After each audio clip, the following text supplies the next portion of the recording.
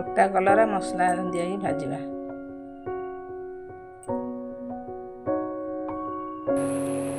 लुण हलदी पकई गोटा कलरा को आम ता पेट चिरी सीझेदब। देखो आमर कलर सीझा रेडी हो गला। बर्तमान आम मसला प्रस्तुत करवा।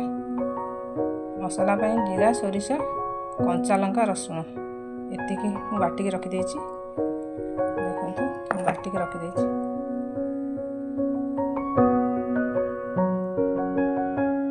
तापर केमती भजा होची देखे। चलतु मसला प्रस्तुत करवा। कलरा भजा मसला कषेबा। सोरिष तेल पकेबा।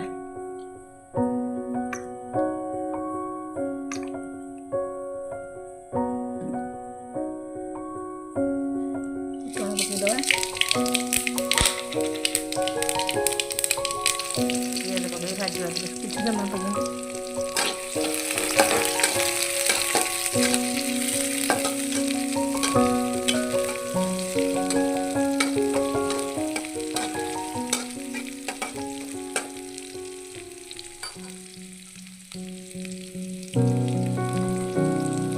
टमाटो पकईदे।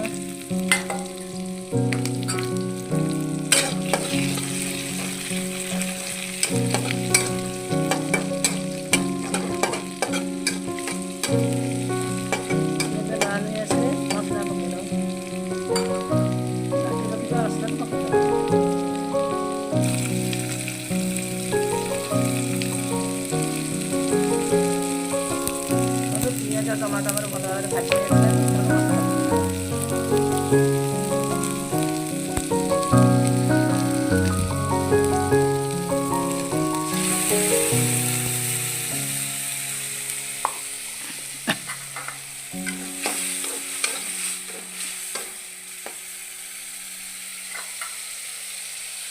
टिके हलदी गुंडा पकईदे। टिके लुण पकईदे।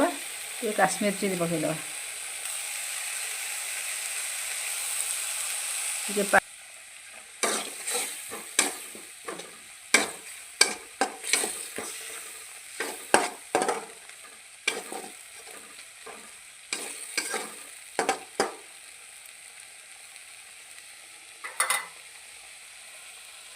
एथर आम मसला कषा सरीगला।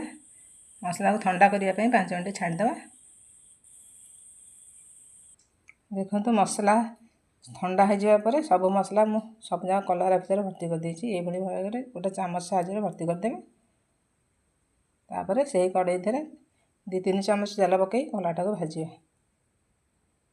कंचा मसला केवे व्यवहार करेंगे। भाजिकी देले तार टेस्ट अलग लगे। कलरा को जो मैंने न खाऊे पिता जिनस न खाती से उपाय कले खाइबा आग्रह करेंगे।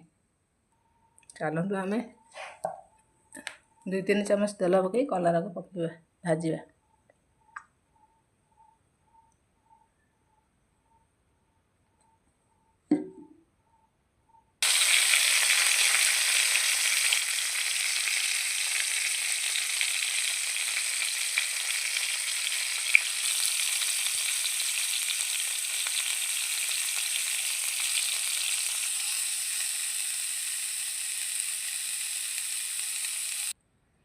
देखो एथर आमर गोटा मसला गोटा कलरा मसला दिया रेडी हो गला।